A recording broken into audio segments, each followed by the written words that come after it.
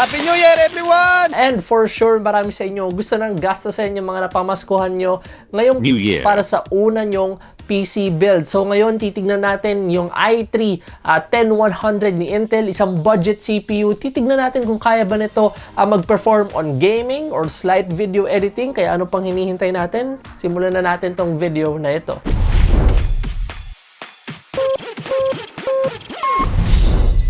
Extended na ang promo ni Intel hanggang February 28, 2021. So kung gusto mong manalo ng 100,000 pesos sa iyong PayMaya wallet or Sodexo vouchers, HyperX gaming headset, mini PC at storage ni Intel, tignan nyo lang yung link sa video description below.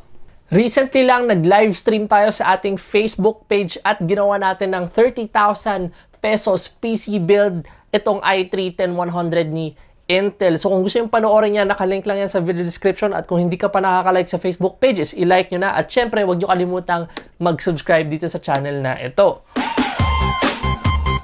So para sa video natin ngayon, titignan natin yung performance ng Intel i3 10100 versus sa CPU na binenchmark at ni-review natin previously dito sa channel na ito, which is yung Ryzen 3 3100 ni AMD. Kung gusto mong panood yung review namin noon, is meron yung link na lalabas dito. Para naman sa mga interested bumili nitong processor na ito, meron tayong Lazada link sa video description. Tignan nyo lang yan kung interested kayong bumili online. So para sa SRP nitong product na ito, meron tayong 6,000 pesos SRP para sa i3 10100, habang 4,400 pesos naman para dun sa i3 10100F. So ang pinagkaiba lang nung merong F at saka walang F is yung integrated GPU nila. Basically, yung may F sa dulo is walang integrated GPU, kaya kailangan nyo bumili ng external GPU kung gagamitin nyo yung processor na yun. Pero technically, same specs, same boost clocks lang rin sila nitong i3 10100 na walang F, which is yung ire-review natin ngayon. Para naman sa specifications ng ire-review natin, meron tayong 4-core 8-thread processor na may 4.3 GHz boost clock at 65 watts na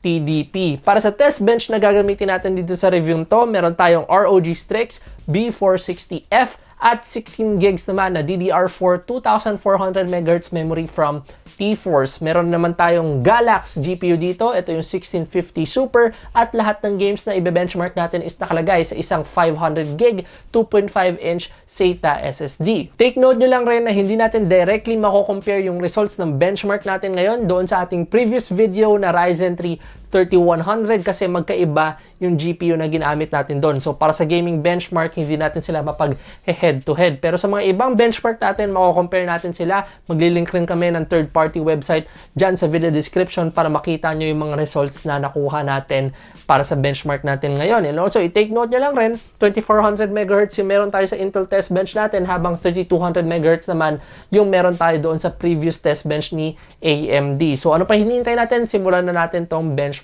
na ito. Unahin natin sa synthetic benchmark gamit ang Cinebench R23. Nakakuha tayo ng 5,511 points sa multicore at 1,093 naman sa single core. May kita rin natin dito na sa ating multi-core results, halos katapat na nito yung ating i7 7700K na CPU, habang sa single core results naman, mas mataas to ng kaunti sa Ryzen 7 1700X ni AMD. Sa GeekBench 5 benchmark naman natin, may kita natin dito na halos pantay lang sila pagdating sa single core speed, pero mas lamang si Ryzen 3 3100 pagdating sa multi-core na benchmark. Pagdating naman sa Blender benchmark, gamit yung BMW scene, tinest render natin to using the CPU renderer. So makikita natin dito na meron tayong around 300 seconds para sa parehas na processor. So dikit lang sila na naglalaban pagdating sa benchmark na ito.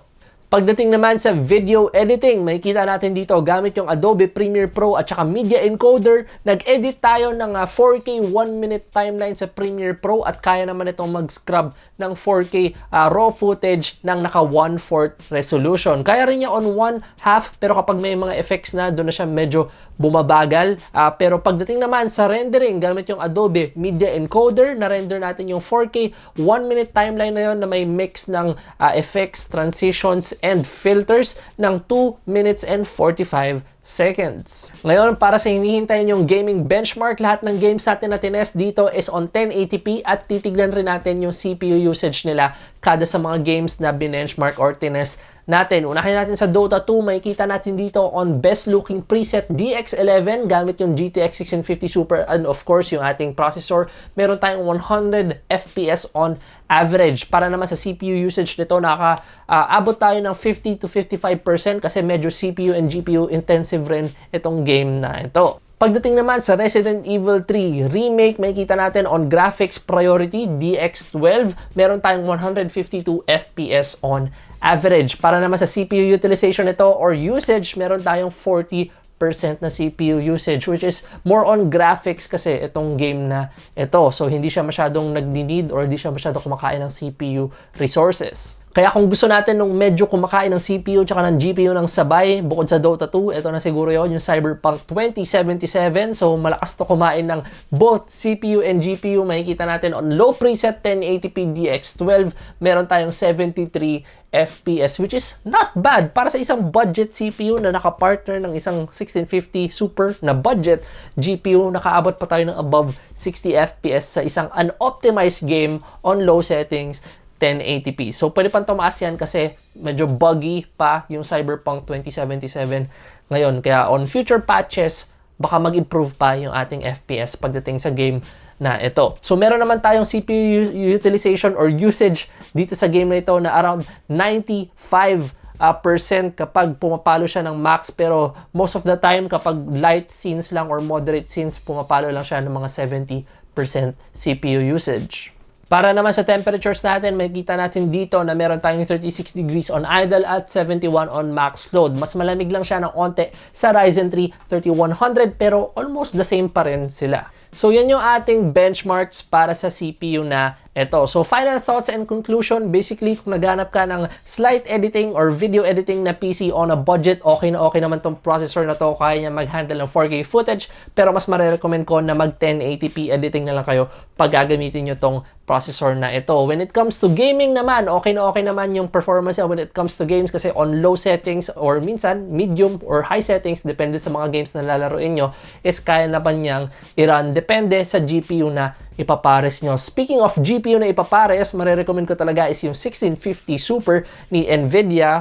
Pwede yung taasan up to 1660 Ti or RTX 2060, pero iniisip ko kasi baka mag-bottleneck na kayo, especially sa mga heavy CPU intensive na games tulad ng Cyberpunk 2077, baka hindi mo ma-utilize yung buong GPU power mo. Pero nakita nga natin dito sa benchmark natin using the 1650 Super tsaka i3 10100, press naman silang nagma-max load or nagwa 100%, kaya wala kang nasasayang na performance dito sa dalawang to kapag sila yung pinares mo. Para naman sa upgrade path nitong Intel i3 10100 na processor is marirecommend ko lang siya kung first time mo mag-build ng inyong budget PC or gusto mo lang talagang gumawa ng budget gaming PC in general. Kasi hindi ka naman talaga mag-upgrade papunta sa isang i3, lalo na kung naka-previous generation ka na Intel processor o di kaya naka-Zen or Zen 2 or Zen Plus na processor from AMD. Kasi nga, isa lang tong budget processor from Intel. Pero okay tong upgrade kung galing ka naman sa isang Athlon or Pentium na lumang generation na CPU, mga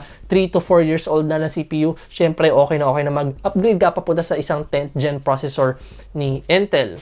Marirecommend ko lang talaga dito is kung bibili ka or gagawa ka ng build na meron ng kasamang GPU, is bilihin nyo na lang yung F version niya kasi mas sulit yun, makakalis ka ng 2,000 pesos dito sa processor na ito kaysa sa 6,000 pesos price tag niya na merong integrated GPU na hindi mo naman magagamit. So dalawa lang yan, kung magbibuild ka ng PC na merong GPU, yung F yung bilhin nyo, pero kung wala ka namang budget at sa susunod na lang siguro yung GPU, yung walang F naman yung bilhin nyo para magamit nyo na siya agad kasi meron siyang integrated graphics. So, dyan na natatapos ang ating review para sa Intel i3 10100. Sana nagustuhan nyo itong review natin para sa processor na ito. At maraming salamat kay Intel para sa pagpapadala at pagpapatest nitong processor na ito. So, sana magkaroon pa tayo ng maraming Intel benchmarks soon dito sa channel na ito. Though patapos na yung taon, siguro next year na lang. So, yun mga pre, kung nagustuhan nyo itong video na ito, i-like nyo. Kung di naman, i-dislike at huwag nyo kalimutang mag-subscribe. Kung iniisip nyo na papanoorin nyo next, well, ito, kung hindi nyo pa napapanood nga, yung Ryzen 3 3100